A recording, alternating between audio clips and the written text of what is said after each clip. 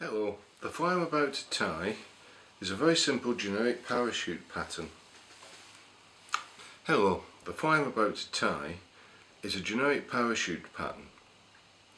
One which you can change to represent any dun that you like by changing the body colour, the tail colours, the hackle colour, but the tying will remain the same. I'm tying this in order to show you a couple of the techniques I use in making parachute flies. How to make a parachute hackle and how to split tails effectively. I've seen a lot of methods for splitting tails, but the best I've ever come across was shown to me many years ago by Mark Pettigene. First of all, start the thread and go about a quarter of the way along the hook shank. And then we take a piece of Antron yarn. You'll notice it's reasonably fine. The way that I judge the amount is to take the yarn and twist it into a really tight rope and then offer that up to the eye of the hook. It should be bigger than the hole in the eye of the hook but smaller than the outside diameter. That way you'll have enough yarn for this method of tying a post. Just take the yarn and pinch and loop it 2 turns onto the top of the hook shank, about a quarter of the way back from the eye. Twist the yarn across the hook shank and take a couple of turns in the opposite direction and a turn around the hook shank. And then roll the thread around the hook shank in the same direction that you apply your tying thread. This tightens up the turns rather than going the opposite way, which would loosen the turns. Lift both sides of the yarn and take a few turns around the base of the wing. This pulls it upright and locks it in place. To make sure it doesn't move at all, a few turns now diagonally around the hook shank, going from front to back and back to front of the wing, will just make the whole thing nice and secure. And as you can see, we've now got a wing post tied in with very little build of bulk underneath the hook shank. Now to the tails. For the tails on this fly I'm going to use fibres from a Coq de Leon hackle. These hackles are superb for tailing. They're very stiff, very long in the fibre. They come in some great colours. So I'll trim off a bunch from the feather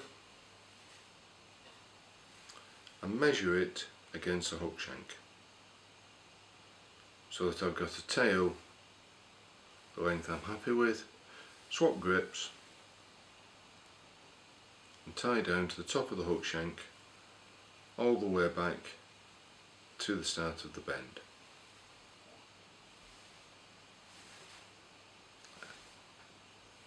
And now I can trim out the butts of those fibres and they're nicely out of the way. Now I did promise that we would split this tail, and to split the tail I use Danville's flat wax nylon. Any fairly heavy thread or a floss will do very nicely for splitting tails. As I mentioned before, this technique was shown to me many years ago by Mark Pettigene, and it is simply the best method I've ever found. Right, so I've doubled the thread. Now the first thing to do is to force the fibres of the tail up against the thread that's locking them down so that they splay apart, and you can divide them then into 2 roughly even bunches.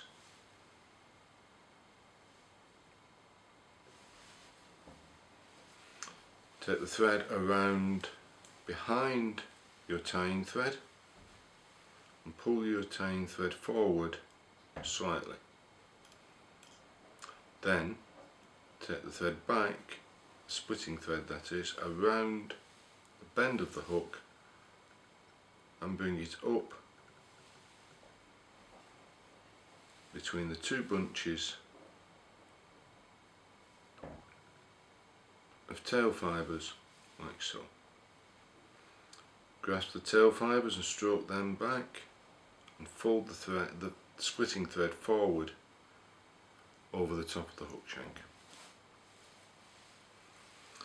Take a couple of turns to lock that in place,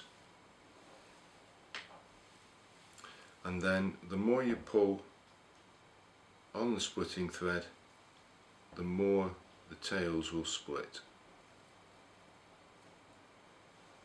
Once you're happy with the way that the tail bunches are split, a couple of extra turns will lock the whole thing in place nicely. It's also possible to do a tail in 3 bunches using this method. You just leave a central bunch in place and you can have a triple split tail. Any odd fibres that you don't like can just be taken out like so, and then trim off the excess splitting thread. You'll notice I've left it just long enough to run all the way to the parachute post. It probably wouldn't show if I cut it shorter in this fly, but it's a good habit to be in, just to make sure that your underbody is nice and even, so that it doesn't show through as an unsightly lump when you apply your body material. For the body material on this, I'm just using superfine dubbing. This is a sort of sooty grey with a touch of olive to it.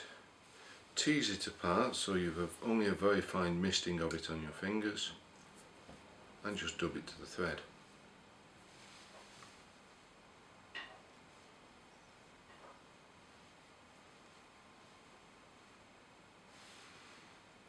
One of the advantages of not using wax for dubbing is I can now run this dubbing noodle down my thread so that I don't have to wind on half an inch or so of undubbed thread before I start to dub the body. So, work forward, building a dubbed body up to the wing post. At the wing post stop, pull it back out the way if you like, and take 3 or 4 fairly open turns of thread all the way up to the eye of the hook. Apply some more dubbing. You won't need quite as much this time.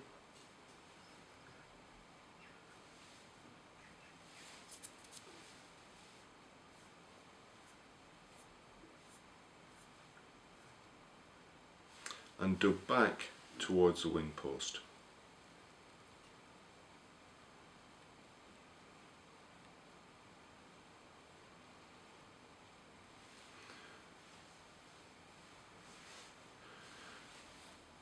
Now a third section of dubbing. Now you can do this all with one run of dubbing if you like, but for illustration purposes I've deliberately kept the amount of dubbing I've put on small so that you can see the 3 stages separately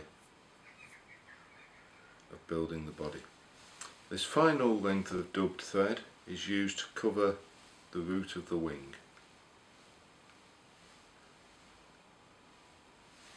This is where a rotary vise comes in really handy, because you can twist and just make sure you have got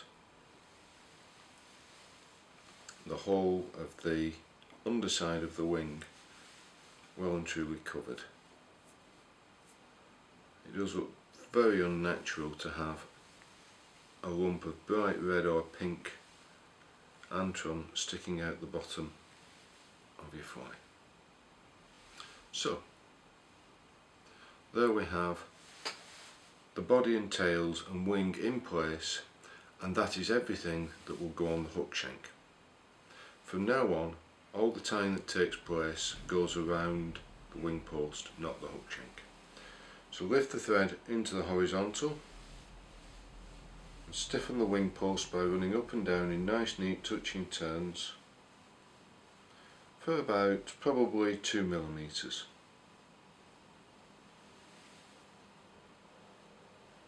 That's now the base to which we're going to fix our hackle. This hackle is a golden badger.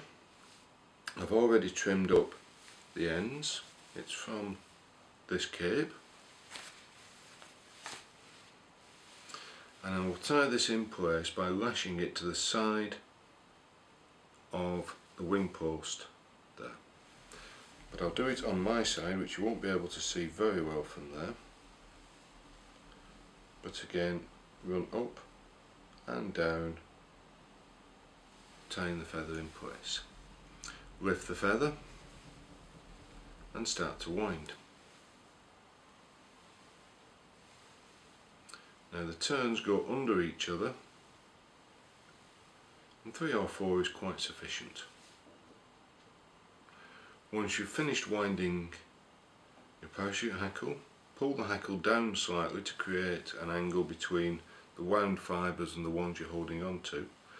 Again, lift your thread into the horizontal and just take a couple of turns under the hackle, over the body, around the wing post, trapping down the end of the hackle. To remove the hackle, you use your scissors, but not for cutting in the normal sense of shearing. All you need to do is open your scissors, place it on the hackle and pull the tip of the hackle down and slide your scissors along, and it will cut just the stem of the hackle out. Because the stem of the hackle is the only thing that's under tension, everything else will just be pushed out of the way like this. All that remains to do now is to place the whip finish. As per usual, I'll spin the bobbin holder to take some of the built-up twist out of the thread, so that I'm forming a whip finish with flattened thread. It makes for a tighter whip finish, and the whip finish goes around the hackle post, underneath the hackle, above the body,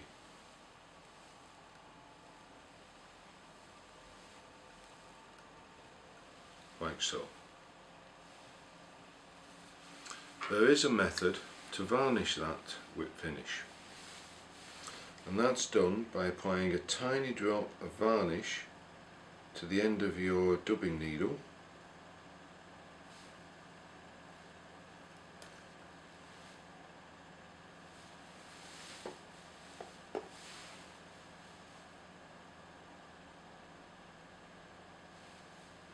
placing the dubbing needle into the loop of the whip finish, draw tight and then just pull the needle out, and it will leave the varnish exactly where you want it. Remove the thread in exactly the same way you did the hackle stem, and then last but not least, holding the post under tension, trim it to length. And there you have a parachute hackled fly. Nice and straightforward. You can give it a little bit of a haircut if you've got any fibres caught, and generally neaten it up. And that's how I go.